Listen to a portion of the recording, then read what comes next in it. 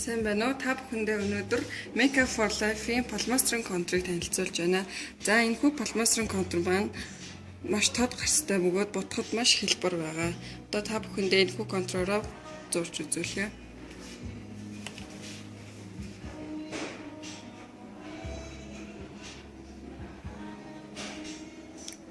Маш гүн хар өнгөтэй гардаг байгаа.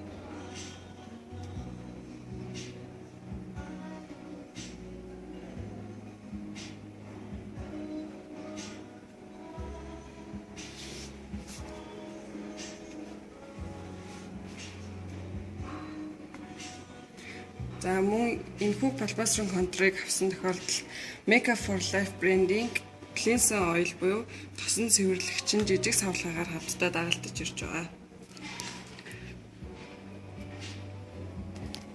За манай дэлгүүрийн бусад мэдээллийг авахыг хүсвэл YouTube channel буюу бас мөн Digin Beauty гэсэн Facebook, Instagram, Twitter-ээр зочлоорой.